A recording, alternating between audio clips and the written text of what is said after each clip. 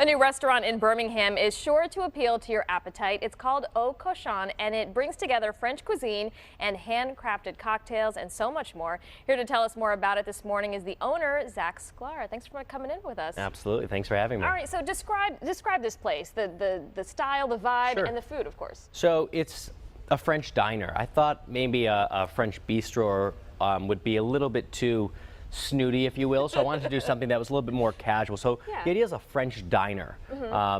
And so it's really exciting. It's one of the only French restaurants for sure in Birmingham, but definitely in Metro Detroit, there's not really many French restaurants. So it sounds pretty unique. Yeah, it's kind of like if you've ever been to Balthazar in New York, it's similar to that, kind of a casual French restaurant. Wonderful. Okay, so you brought some goods here. What are you making for us today? So I'm making one of the most classic dishes. If you go into any kitchen, you want to test how great a chef is, you make a French omelet. It's actually, you know, people think, it's an omelet. I've made a million of them. But to make a really good French omelet technically well, is a challenge. So we're gonna make a French omelet. All right. So we're gonna start with a little bit of butter. Non-stick pans are the way to go, and you'll see why in a minute.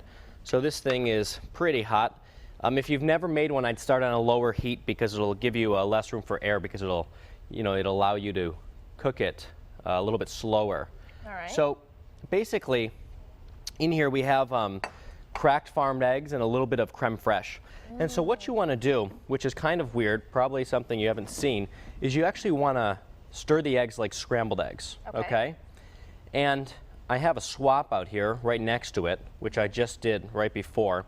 And so you see, we did it here. And if you see, it's not like flat like a normal omelet, but we scramble it until it starts to set, okay?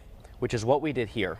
Okay, and now you never flip a French omelet like you would a traditional kind of American omelet, if you will, because you want the inside to be a little bit wet, which is essentially, I mean, this is how French people, or just in Europe, they eat eggs. You know, if you ask people who live in Paris, you know, Americans eat eggs overcooked. Okay, so we actually do eat eggs cooked all the way. The French like them a little bit creamy.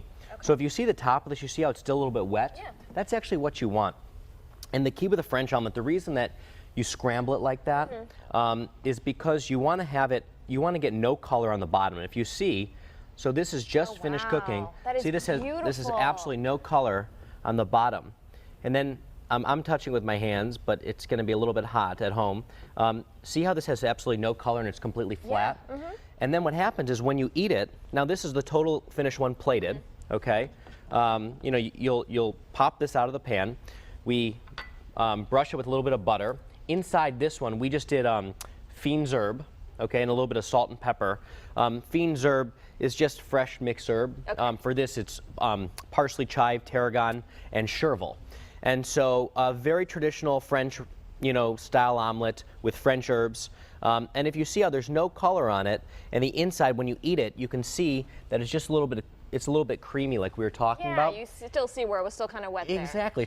You actually taste the egg, so it's not dried out, it's not burnt. And so this is the tough part. To achieve this is what takes a lot of technique. And, you know, I threw away 10 before I did this one. I was going to say. Not really, but.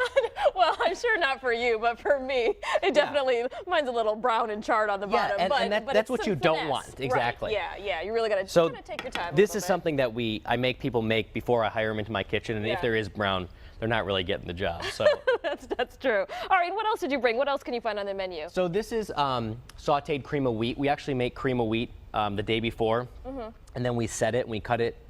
There's all kinds of other flavorings in there and spices. And then we actually cut it and we saute it in a little bit of butter. There's some granola and Greek yogurt and some Michigan cherries on that. Just a different take. This is a lentil and mushroom ragu with poached eggs, homemade English muffins. All of our pastries are all homemade. We have a bake shop in the back of Au Cochon, so everything is made from scratch.